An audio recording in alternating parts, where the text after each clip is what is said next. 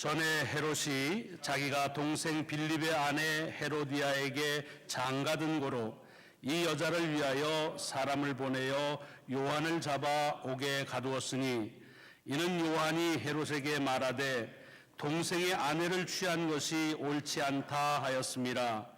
헤로디아가 요한을 원수로 여겨 죽이고자 하였으되 하지 못한 것은 헤롯이 요한을 의롭고 거룩한 사람으로 알고 두려워하여 보호하며 또 그의 말을 들을 때에 크게 번민을 하면서도 달갑게 들음이러라.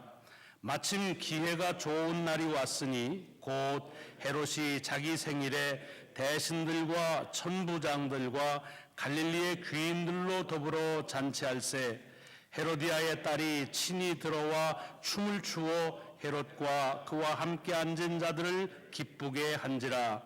왕이 그 소녀에게 이르되 무엇이든지 네가 원하는 것을 내게 구하라 내가 주리라 하고 또 맹세하기를 무엇이든지 네가 내게 구하면 내 나라의 절반까지라도 주리라 하거늘 그가 나가서 그 어머니에게 말하되 내가 무엇을 구하리이까?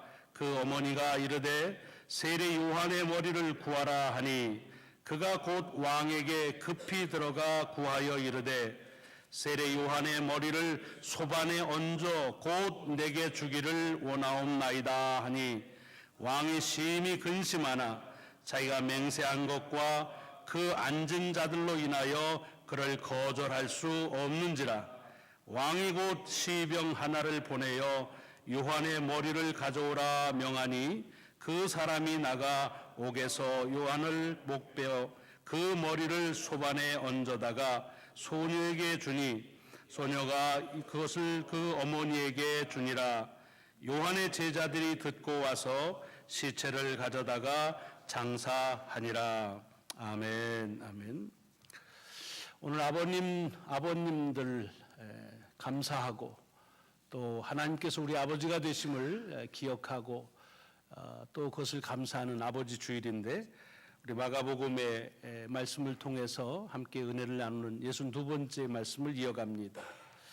지난주의 말씀처럼 이제 제자들이 전도 여행을 떠나서 그래서 많은 기사와 이적을 행해서 그 결과로 각 곳에서 예수의 이름이 드디어 드러나기 시작했다고 했습니다.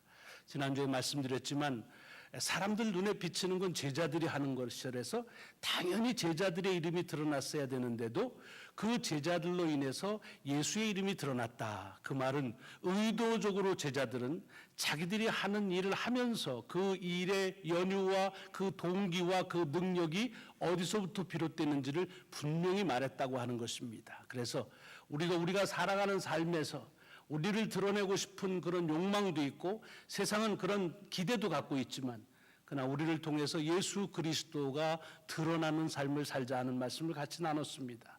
자, 이렇게 예수의 이름이 드러나니까 아직 예수를 직접 경험하지 못한 사람들 중에는 그가 누구인가에 대한 궁금하고 또 그래서 여러 가지 얘기들이 오고 갔다는 겁니다. 어떤 사람들은 그 사람이 엘리야다라고 얘기도 하고 어떤 사람은 오랫동안 내려왔던 선지자 중에 한 사람이다 라고 말하는 사람도 있었다는 것이지요. 근데 그 이야기가 예수의 이름이 드러나서 그것이 급기야는 그 나라의 왕인 헤롯에게로 그 얘기가 들어갔습니다. 근데 헤롯은 그 얘기를 듣자마자 바로 무슨 반응을 하냐면 그것은 자기가 목베어 죽인 요한이 살아났다. 그리고 그가 아니면 그런 능력을 행할 수 없다고 단언적으로 얘기합니다. 무엇에 근거해서 요한은 지금 예수의 이름이 드러나는 것을 듣고서 자기가 목베어 죽인 요한이라고 말했을까?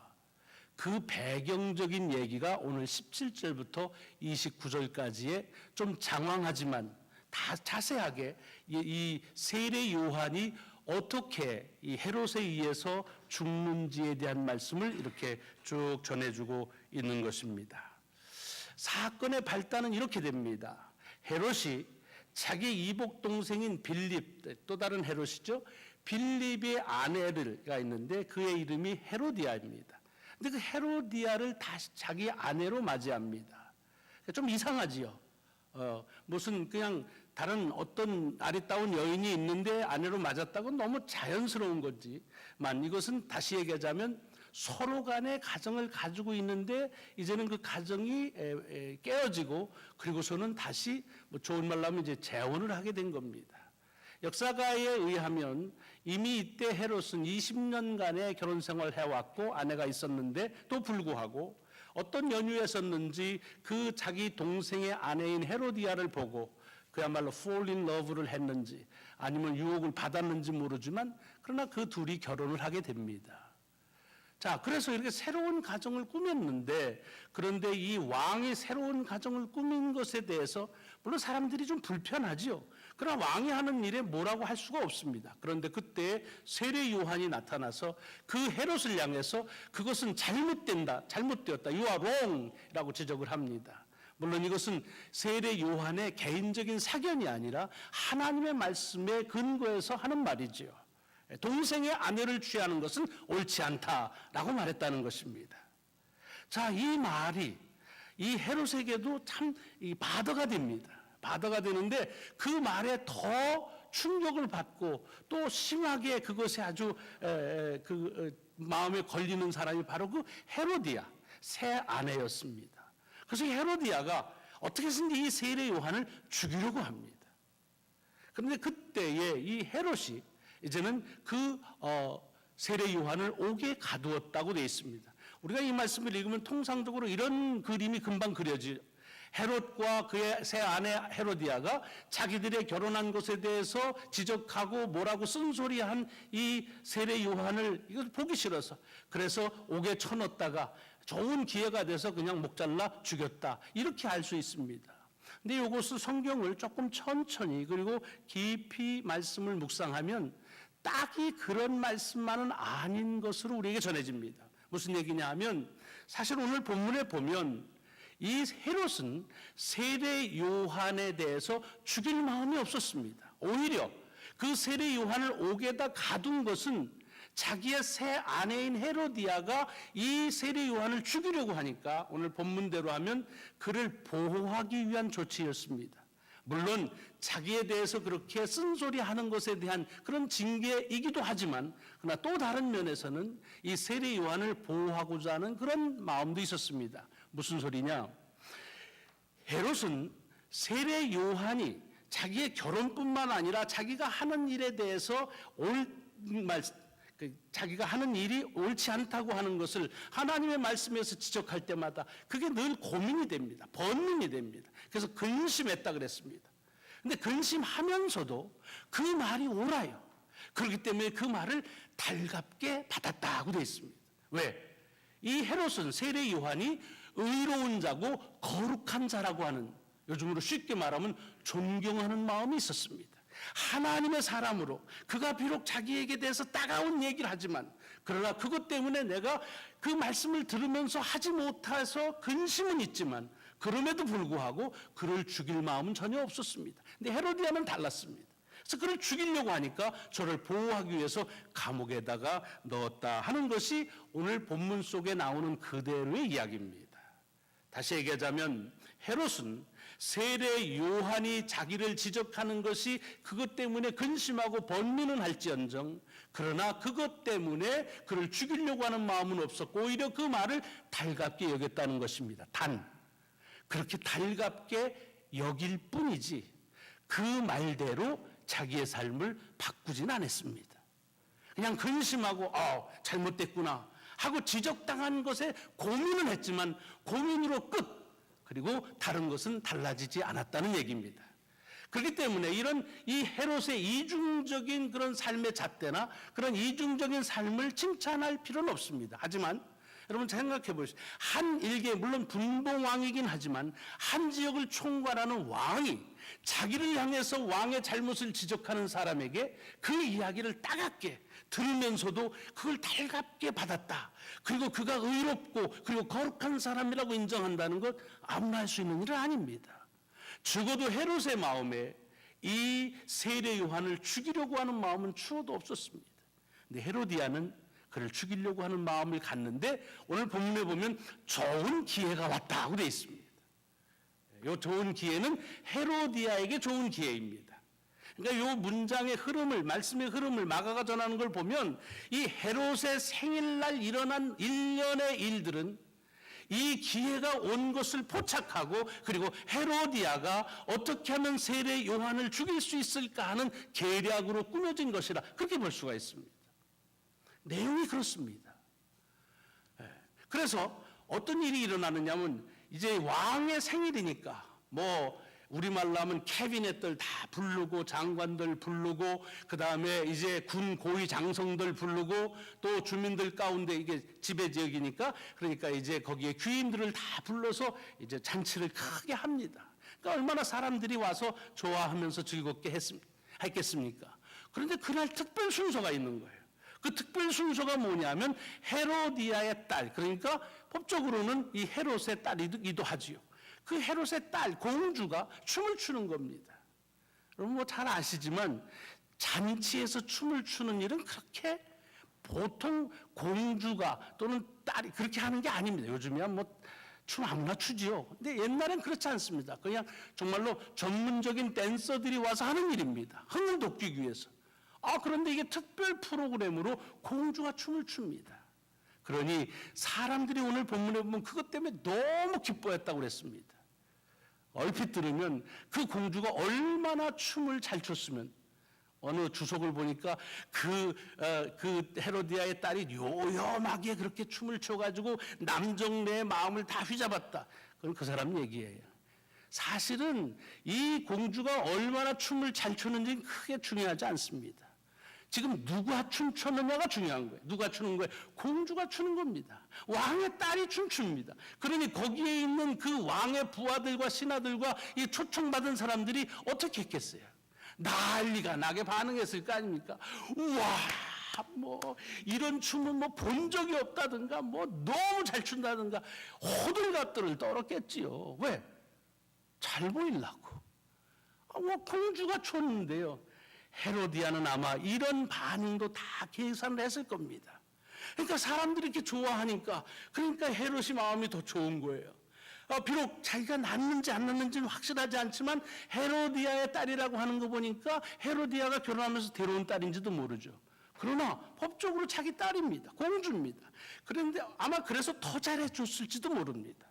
전에 우리 교회에서도 이렇게 자녀를 가지고 재혼하신 가정들 보면 그 상대방, 그 배우자의 자녀들에 대해서 의도적으로 이렇게 잘해줍니다. 어떻게 잘 지내보는 마음이 있어서 그렇죠. 자, 그래서 했는데 칭찬을 너무 많이 하니까 너무 기분이 좋은 겁니다. 그래서 이제 요즘으로 말하는 통 큰 제안을 하는 겁니다. 네가 원하는 게 뭐냐? 네가 원하는 거 있으면 다 얘기해라. I'm sure. 내가 맹세하는데 이 나라 반이라도 줄게. 이런 통 큰 제안을 하고 맹세를 합니다. 기분이 좋아진 거지요. 아마 헤로디아는 그것 또한 계산했을 것입니다. 그래서 그렇게 아버지가 자기에게 뭘 원하느냐고 하면 보통은 어떻습니까? 딸이 아버지한테 얘기를 해야죠. 아유 뭐 괜찮아요 라든가, 뭘 원해 평소에 갖고 싶은 걸 얘기하든가, 그렇게 나가야 됩니다. 그런데 이 아이는 바로 자기 엄마한테 갑니다. 그래서는 묻습니다. 뭘 원하면 좋을까요? 아마 엄마가 얘기했을지도 몰라요. 아빠가 그렇게 하면 너 나한테 와서 물어라, 뭐 그랬겠지요. 그래서 그렇게 얘기하니까 무시무시한 제안을 합니다. 요한의 목을 달라고 그래라. 여러분 이게 그냥 목을 달라고 하니까 실감이 안 나는데, 요한의 목을 쳐서, 그래서 그 목, 거기에 그 피가 떨어지는 그 머리, 그 목을 달라고 그래라. 머리를 달라고 그래라는 얘기입니다. 세상에 이런 엄마는 없습니다. 그렇지 않겠어요? 아빠가 뭐 달라고 그러는데 엄마 뭐 달라고 그러면 좋을까? 그러면 어떻게? 점잖은 가정이면 이렇게 얘기를 하죠. 에이, 아빠가 그동안 해준 게 얼마나 크냐. 그러니까 아무것도 바랄 게 없다 그래라. 그렇게 얘기하면 또 얼마나 이 아빠가 또 기분이 좋겠습니까? 대개는 그렇게 합니다. 바랄 게 없어요. 우리 아들도 그래요. 아버지가 뭐 사줄까? 아무것도 필요 없대요. 그럼 더 사주고 싶지요. 아니면 뭐 그저 비싼 거 말고 그냥 금방 쏠쏠한 거 뭐 하나 그거 달라고 그래라 라고 하든가, 아니면 좀 네가 이번에 필요한 게 있으면 그거 달라고 그러라고 얘기하는 게 엄마의 마음입니다. 근데 지금 이 헤로디아는 그런 엄마의 마음이 아닙니다. 헤롯을 죽이겠다는 좋은 기회로 본 겁니다. 그래서 그 딸을 이용하는 겁니다. 그랬더니 이 딸이 그 이야기를 듣고는 바로 가서 얘기합니다. 요한을 못 베어서 그 목을, 그 머리를 쟁반에, 여기 소반이라고 해서 소반에 담아서 달라. 오늘 아버지 날 그 점심 메뉴가 모밀국수입니다. 이렇게 소반에 담아서 먹는. 근데 이게 아니 어떤 아이가 사람 머리를 무슨 모밀국수 소반에 담듯이 달라는 거예요. 끔찍한 일이지요. 아이가 보통 정상적이면 그러면 그런 얘기를 자기가 안 끝내고 어른이 끝내도 울어버리고 맙니다. 무섭다고 그러고 할 수 없다고 그럽니다. 그러나 그렇지가 않은 거예요. 아주 자연스럽게 그렇게 자기가 먹고 싶은 걸 소반에 달라고 하듯이 합니다. 그래서 그 이야기를 듣고 헤롯이 근심했다고 되어 있습니다. 여러분 오늘 본문을 잘 읽어보시면 오늘 제목도 그래서 헤롯의 근심이라고 그랬는데 헤롯이 2번 근심합니다. 첫 번째는 아까 말씀드린 대로 세례 요한이 자기가 잘못된 것을 하나님의 말씀에 의해서 그렇게 말을 세례 요한으로부터 들었을 때 하나님의 말씀이 옳은 것, 세례 요한의 말이 옳은 걸 압니다. 그런데 아는데 그 말대로 할 수 없기 때문에 그래서 근심합니다. 그리고 근심하고 그리고 달게 그렇게 받기만 하지 아무것도 행하지 않습니다. 세례 요한이 그 말을 지적했다고 해서 그가 그 결혼에 대해서 다시 생각하지 않았습니다. 그냥 근심하고 말았습니다. 그런데 지금 자기의 딸인 헤로디아의 딸이 와서 자기에게 얘기하는 거 이게 옳지 않은 것을 압니다. 옳지 않기 때문에 근심합니다. 그런데 묘한 것은 옳은 얘기를 들었을 때는 근심하고 아무것도 안 하더니 옳지 않은 얘기를 들으니까 근심하다가 그대로 합니다. 그래서 이 이야기를 듣고 헤롯이 시병을 시켜가지고 고개에 갇혀져 있는 세례 요한의 목을 베서 쟁반에 담아가지고서 그 소녀에게 갖다 주고 그래서 그 딸이 자기 엄마한테 갖다 줘서 그래서 세례 요한이 죽습니다. 그렇게 죽은 그 세례 요한을 생각하는 것입니다. 여러분 오늘 본문에 있는 말씀들이 여러 가지 의미를 담고 있겠지만 오늘 저는 이 말씀 속에서 오늘 이 아버지 주일에 우리에게 주는 그런 뜻이 무엇일까 하는 그것을 가지고 한 주간 그야말로 좀 이국리 저국리 머리가 나빠서 이 도대체 왜 이 말씀일까 많이 생각을 했습니다. 지금 마가복음의 말씀을 쭉 하기 때문에 이걸 스쳐 지나갈까? 뭐 그래도 여러분들이 뭐라고는 안 그러겠죠. 왜냐하면 이 성경 속에는 이 하나님 아버지 또는 아버지의 사랑에 대한 그 감동적인 이야기들이 참 많습니다. 우리가 잘 아는 탕자의 비유에 나오는 기다리는 아버지부터 시작해서 시편이나 잠언이나 신구약에 아주 아버지의 사랑에 대한 얘기가 참 많습니다. 어찌 보면은 성경은 하나님 아버지의 사랑에서부터 시작돼서 하나님 아버지의 사랑으로 끝나는 책이라 이렇게 해도 과언이 아닙니다. 그래서 다른 말씀을 볼까도 많이 만지작거렸습니다. 그러다가 우리 장성배 교수님이 오신다고 그래서 잘 됐다. 그러면 말씀 좀 부탁을 해야겠다. 사실 저는 이렇게 어머니 주일, 아버지 주일 이런 주일이 되면 설교하기가 참 힘듭니다. 왜? 불효막심하거든요. 이제는 불효막심했었거든요. 그래서 이런 특정한 때 말씀을 전하는 게 제겐 큰 부담입니다. 그래서 하늘이 보내주시는 분이구나. 그래서 제가 카톡을 보냈어요. 장 목사님 오셔서 말씀 좀 전해주셔. 그랬더니 목사님 제가 가서 예배를 드리는데 설교는 못하겠습니다. 그래서 저는 또 이제 한번 그냥 하는 소리구나 그래서 그래도 해주세요 그랬더니 학교에서 너무 피곤한 일이 많아서 그래서 그럴 여유가 없고 여기 와서도 일주일 이제 하다가 이번 토요일 날 다시 가야 된다는 거예요. 그러니까 이거 또 강제로 부탁을 또 더 드릴 수도 없어요. 이걸 어떻게 해야 되나? 왜 하필이면 아버지 주일에 세례 요한 목 베가지고 피 않는 그 머리를 소반에 담는 이야기를 이걸 접하게 하는가 고민이 됐습니다.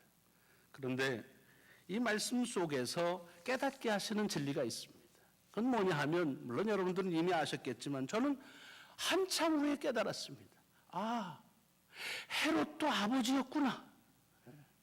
헤롯이 아버지구나. 그러니까 헤롯을 아버지의 입장에서 한번 보면 어떨까? 아니, 그렇게 보라고 하는 그런 지시하심으로 들렸습니다. 그리고 다시 본문을 보니까 이 본문 속에 담겨져 있는 말씀의 뜻들이 다가오는 겁니다. 헤롯이 지금 어떻게 합니까? 사실은 헤롯이 하나님을 믿고 충성스러운 건 아니지만 그런 하나님의 말씀, 모든 이들이 하나님을 아버지라고 하는 그 하나님의 말씀을 들었을 때는 그것이 옳아요. 옳은데도 불구하고 자기가 그 옳은 것 때문에 고민하고 번민하고 달갑게 여기긴 하지만 그러나 그 하나님의 말씀대로 움직이질 않습니다. 아무것도 바꾸질 않습니다.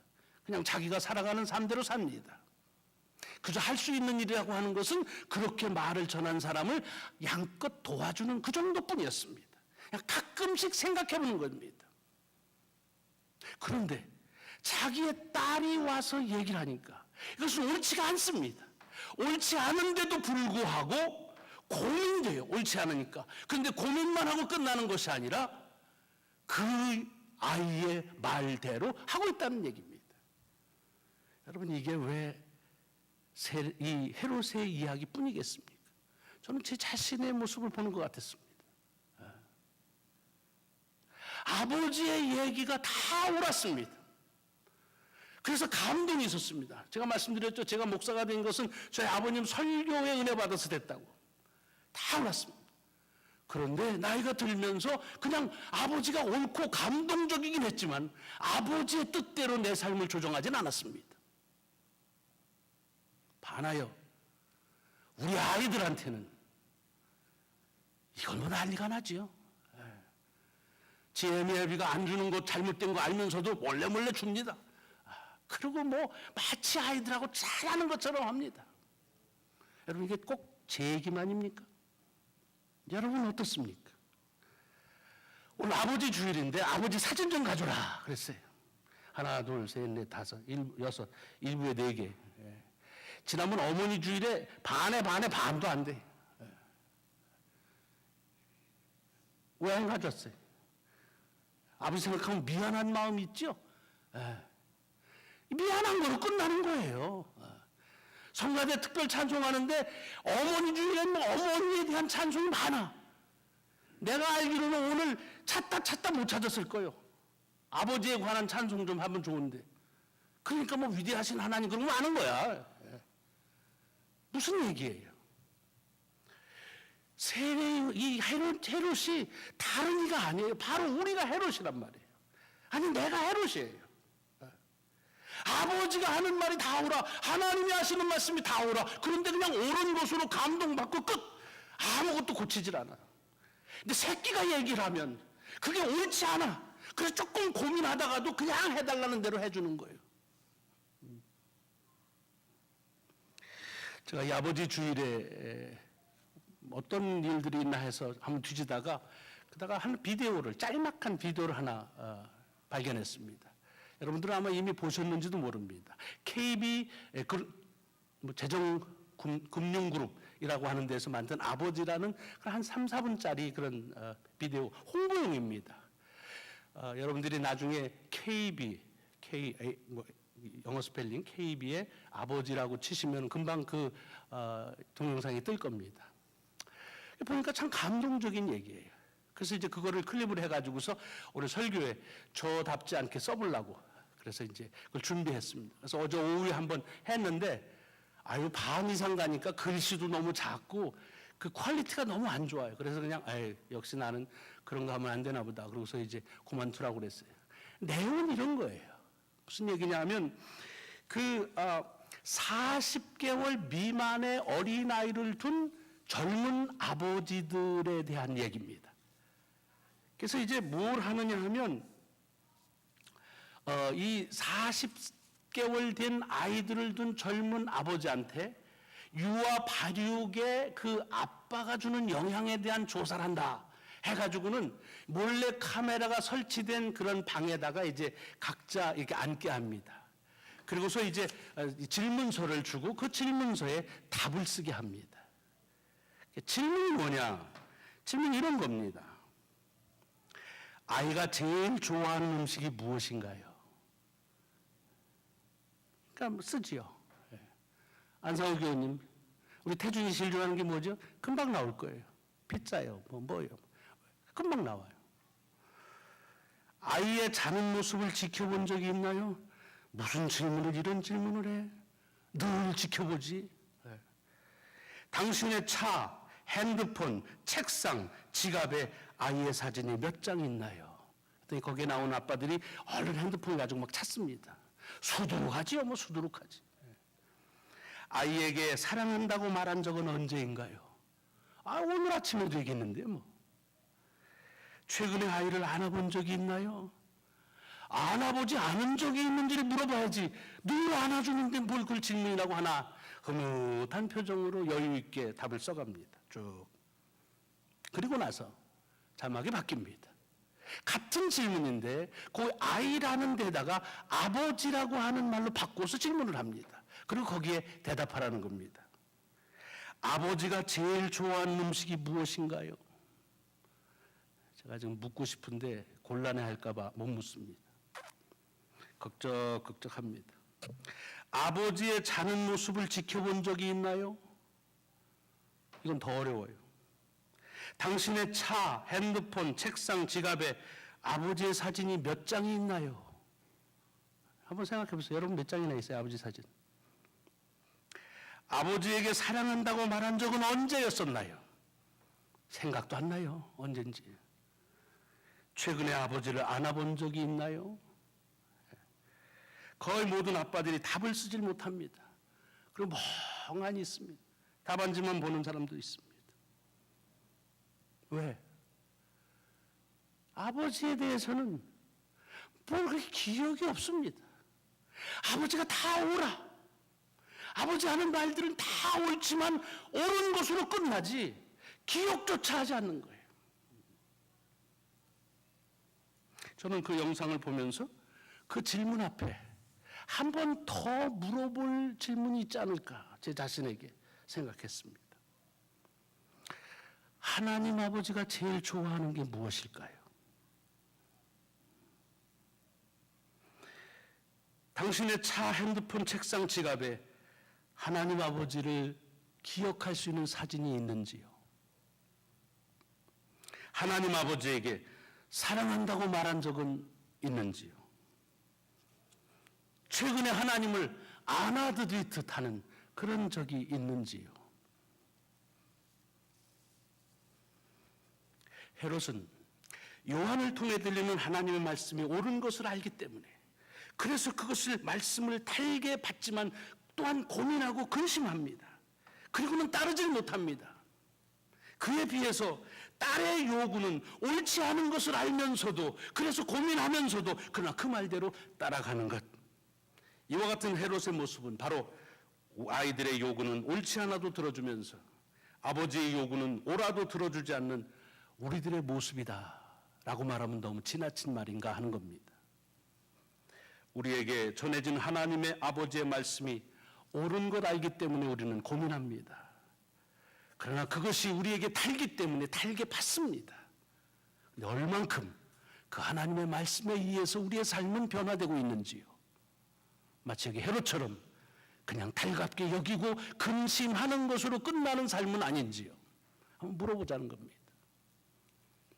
우리에게 전해지는 여기 딸이라고 했지만 세상 사람들 아니 세상의 이야기들은 옳지 않은 거 압니다. 그렇게 살면 안 되는 거 알기 때문에 세상대로 살아가는 것은 그것은 고민합니다. 근데 어떻습니까? 살다 보면 나도 모르는 사이에 그 소리를 따라서 가고 있는 우리의 삶의 모습은 아니냐 하는 겁니다. 그래서 아버지 주일을 맞이해서 다시 우리에게 하나님께서 우리에게 주는 말씀이 옳다고 한다면 고민하고 달갑게 듣는 것만이 아니라 그 말씀대로 순종하는 새로운 시작을 해보자. 이것이 주께서 이 아침 우리에게 주는 말씀의 도전이라고 믿습니다.